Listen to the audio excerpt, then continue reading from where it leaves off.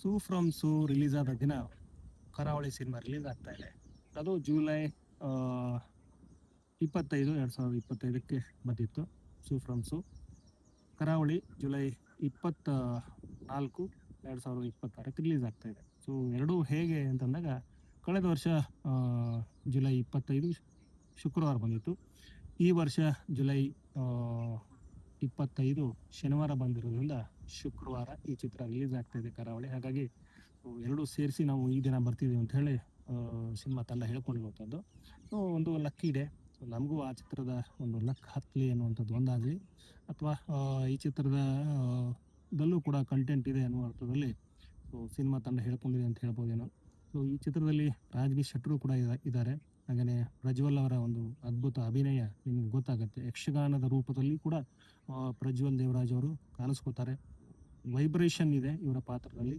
ಹಾಗೆ ಒಬ್ಬ ಹಳ್ಳಿಯ ಯುವಕನಾಗಿಯೂ ಕಾಣಿಸ್ಕೋತಾರೆ. ಸೊ ಇಲ್ಲಿ ಕೋಣಗಳಿದೆ, ಹಾಗೆಯೇ ಕರಾವಳಿಯ ಚಿತ್ರಣ ಇದೆ. ಮಿತ್ರ ಅವರ ಹಾಸ್ಯ ಅನ್ನೋಕ್ಕಿಂತ ಇಲ್ಲಿ ಮಿತ್ರ ಅವರು ಸೀರಿಯಸ್ ಆಗಿ ಪಾತ್ರ ಮಾಡಿರುವಂಥದ್ದು. ರಮೇಶ್ ಇಂದ್ರ ಇದ್ದಾರೆ, ಶ್ರೀಧರ್ ಅವರಿದ್ದಾರೆ, ಸಂಪದ ಈ ಚಿತ್ರದ ನಾಯಕಿ. ಸೊ ಎಲ್ಲರೂ ಇರುವಂಥ ಈ ಚಿತ್ರ ಸುಮಾರು ವಿಚಾರಕ್ಕೆ ಗಮನ ಸೆಳೆಯುತ್ತಿದೆ.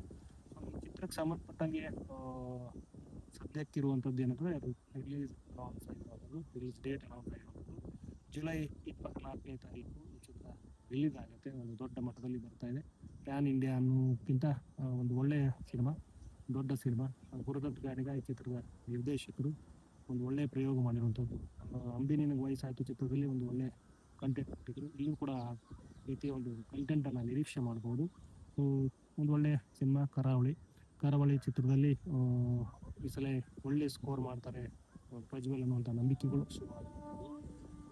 ಈ ಸಿನಿಮಾಗೆ ಸಂಬಂಧಪಟ್ಟಂಗೆ ಇಷ್ಟು.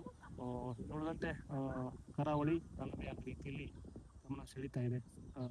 ಸಚಿನ್ ಬಸೂರವರ ಸಂಗೀತ ಈ ಚಿತ್ರಕ್ಕಿದೆ. ಒಟ್ಟಾರೆ ಈ ಸಿನಿಮಾಗೆ ಸಂಬಂಧಪಟ್ಟಂಗೆ ಇಷ್ಟು ಅಂತ ಹೇಳ್ತಾ ನಾನು ಈ ಒಂದು ವಿಡಿಯೋನ ಇಲ್ಲಿಗೆ ಎಂಡ್ ಮಾಡ್ತಿದ್ದೀನಿ. ವಿಡಿಯೋ ನೋಡಿದ ಪ್ರತಿಯೊಬ್ಬರಿಗೂ ಧನ್ಯವಾದಗಳು.